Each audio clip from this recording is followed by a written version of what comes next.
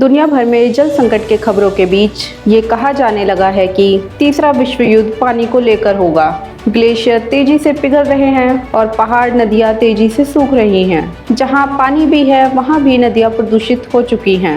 समय आ गया है कि हम बढ़ती ज़रूरतों और घटते जल पर चर्चा शुरू करें। पेयजल और पेयजल के स्रोतों को बचाने के लिए जनता को जागरूक करें। इन्हीं तमाम मुद्दों पर बात करने के लिए हम आपके सामने ला रहे हैं नदी की कहानी।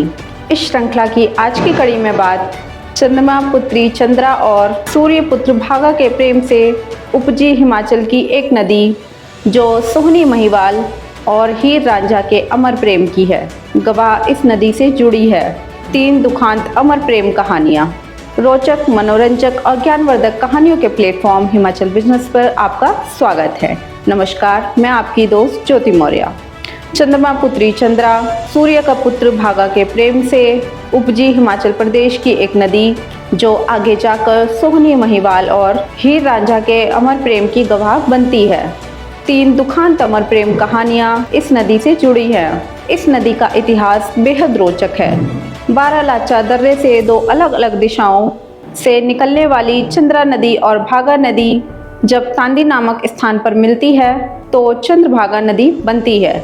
जहाँ से चंद्र नदी बहती है उस घाटी को रंगोली घाटी, जबकि भागा नदी के बहाव के स्थान को पटन घाटी के रूप में जाना जाता है। दोनों के मिलन के स्थान को संगम कहा जाता है। चंद्रभागा को गंगा के समान पवित्र माना जाता है।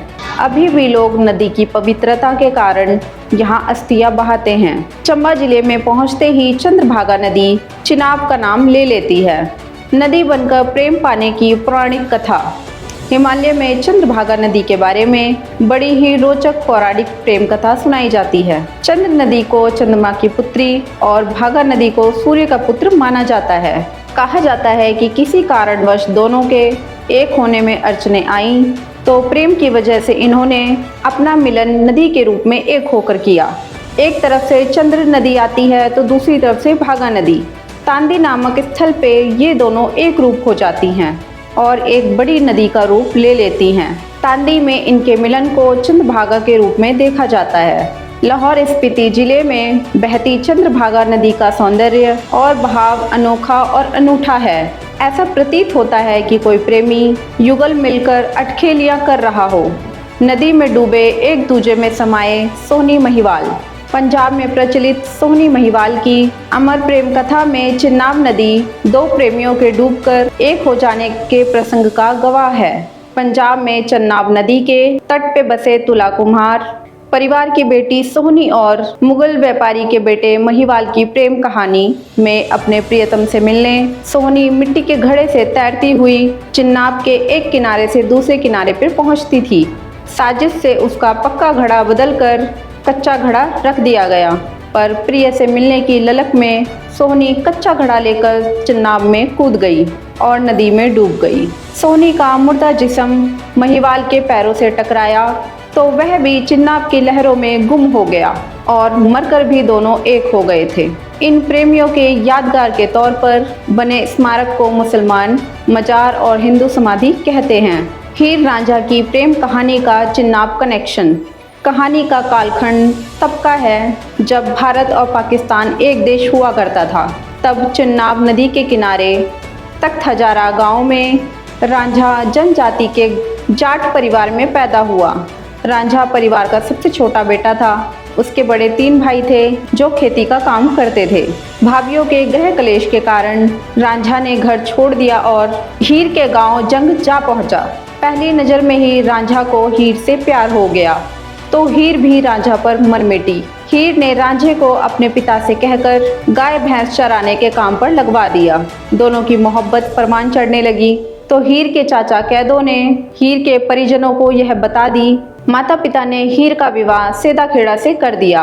रांझा फकीर बन गया और एक दिन अचानक वह हीर के ससुराल में जा पहुंचा। वहां पर उसकी मुलाकात हीर से हुई। दोनों ने वहां से भाग जाने की योजना बनाई, लेकिन स्थानीय राजा ने पकड़ लिया। हकीकत जानकर राजा ने हीर का विवाह रांझा के साथ करने का आदेश दिया, लेकिन शादी के दौरान हीर के चाचा ने हीर के खाने में जहर मिला दिया, जिस कारण उसकी मौत हो गई। हीर की इस दुनिया में न रहने की खबर सुनकर रांझा ने जहर वाला खाना खाकर खुदकुशी कर ली। हीर रांझा की मजार जंग पाकिस्तान में मौजूद है। सिंधु नदी की सहायक नदी। सिंधु नदी के सहायक नदियों में शामिल चिन्नाब नदी उत्तर भारत में बहने वाली एक प्रमुख नदी है। भारत के अलावा यह नदी पड़ोसी देश पाकिस्तान में भी बहती है। यह नदी पाकिस्तान में सिंधु नदी से मिलती है। सिंधु में मिलने से पहले इसका संगम झेलम नदी से होता है। रावी नदी चिन्नाब की प्रमुख सहायक नदी है।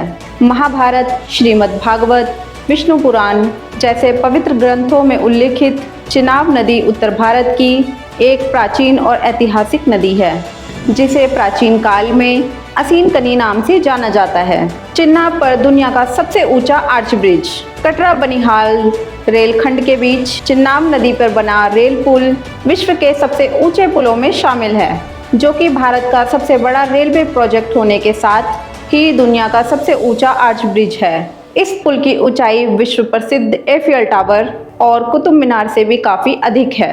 इसके अलावा चिन्नाब नदी पर दुलहस्ती व सलाल नामक बांध भी बने हुए हैं। तो ये थी कहानी चंद्रमा पुत्री चंद्रा और सूर्यपुत्र भागा के उपजी हिमाचल प्रदेश की एक नदी की कहानी। ये कहानी आपको कैसी लगी, अपनी प्रतिक्रिया ज़रूर दें। अगर आप इस वीडियो को YouTube पर देख रहे हैं तो चैनल को सब्सक्राइब करें। अगर आप इस वीडियो को Facebook पर देख रहे हैं तो पेज को लाइक और फॉलो करें। आप हमें Instagram और Twitter पर भी फॉलो कर सकते हैं। ऐसी ही रोचक, मनोरंजक और ज्ञानवर्धक कहानियों को जानने के लिए जुड़े रहें हिमाचल बिजनेस के साथ। बहुत बहुत धन्यवाद।